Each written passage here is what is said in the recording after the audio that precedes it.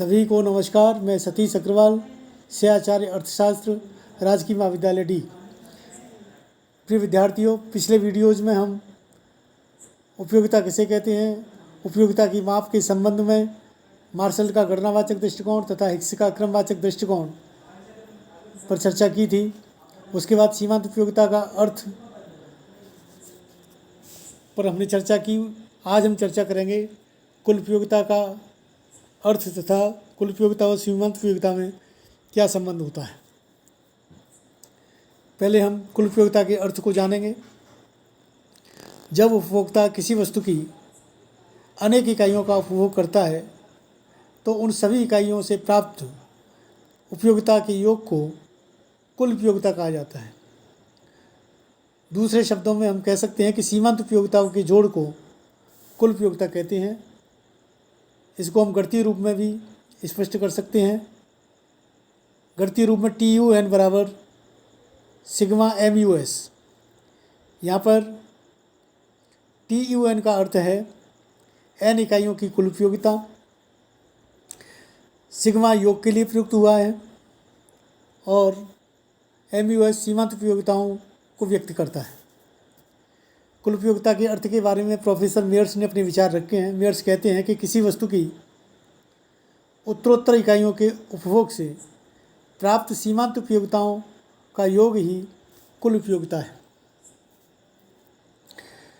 इसको हम तालिका से स्पष्ट कर सकते हैं। तालिका में हम देख रहे हैं कि जब उपभोक्ता संतरों की उत्तरोत्तर अधिक इकाइयों का उपभोग करता है तो उनसे प्राप्त कुल उपयोगिता एक बिंदु तक बढ़ती जाती है तथा बढ़ने की दर कम होती जाती है। तालिका में हम देख रहे हैं कि 7 संतरों का उपभोग कर लेने पर कुल उपयोगिता 105 हो जाती है, जो कि अधिकतम है। इस स्थिति को पूर्ण तृप्ति की स्थिति कहते हैं। यहाँ MU शून्य हो जाती है और इसके बाद यदि और संतरों का उपभोग किया जाता है तो MU अर्थात सीमांत उपयोगिता ऋणात्मक हो जाती है, वह कुल उपयोगिता घटने लगती है। चित्र में हम देख रहे हैं, चित्र में हमने x अक्ष पर संतरों की इकाइयों को लिया है और y अक्ष पर हमने कुल उपयोगिता को लिया है।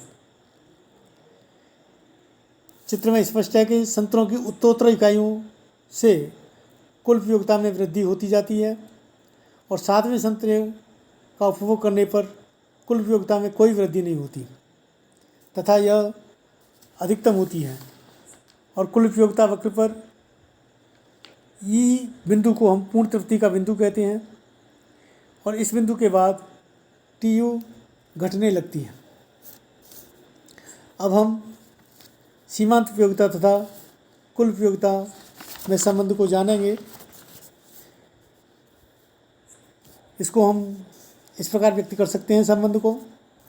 जब तक सीमांत उपयोगिता धनात्मक रहती है, इसको समझें अच्छे से, जब तक सीमांत उपयोगिता धनात्मक रहती है कुल उपयोगिता बढ़ती रहती है। नेक्स्ट, जब सीमांत उपयोगिता शून्य हो जाती है तो कुल उपयोगिता अधिकतम हो जाती है। इसको हम पूर्ण तृप्ति का बिंदु कहते हैं, पॉइंट ऑफ सैटिस्फैक्शन। नेक्स्ट, जब सीमांत उपयोगिता ऋणात्मक हो जाती है तो कुल उपयोगिता घटने लगती है। इन संबंध को हम चित्र की सहायता से भी समझ सकते हैं। चित्र में हम देख रहे हैं कि x अक्ष पर संतरों की इकाइयों को लिया है और y अक्ष पर हमने कुल उपयोगिता व सीमांत उपयोगिता को दिखाया है।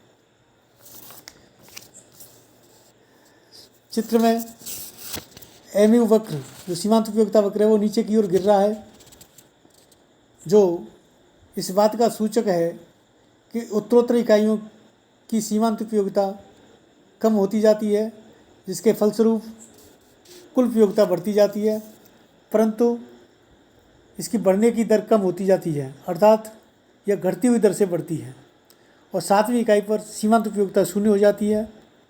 यहाँ पर कुल उपयोगिता अधिकतम हो जाती है और इसको हम पूर्ण तृप्ति का बिंदु कहते हैं। इसके बाद सीमांत उपयोगिता वक्र चित्र में हम देख रहे हैं x अक्ष को काटकर नीचे चला जाता है, अर्थात सीमांत उपयोगिता ऋणात्मक हो जाती है, जिसके फलस्वरूप कुल उपयोगिता गिरने लगती है। संक्षेप में हम कह सकते हैं कि सीमांत उपयोगिता वक्र वस्तुतः कुल उपयोगिता वक्र के ढलाव को ही प्रतिबिंबित करता है। कोई भी उपभोक्ता किसी भी स्थिति में, चाहे वस्तु की कीमत शून्य ही क्यों न हो, प्रत्येक उपभोक्ता ऐसी स्थिति में वस्तु संतरे की 7 इकाइयों से अधिक का उपभोग नहीं करेगा, क्योंकि इससे आगे यदि वो उपभोग करता है तो सीमांत उपयोगिता ऋणात्मक हो जाती है तथा कुल उपयोगिता में कमी होने लगती है। धन्यवाद। नेक्स्ट वीडियो में हम चर्चा करेंगे तटस्थता वक्र, इनके अर्थ को जानेंगे तथा इनकी विशेषताओं के बारे में चर्चा करेंगे। धन्यवाद।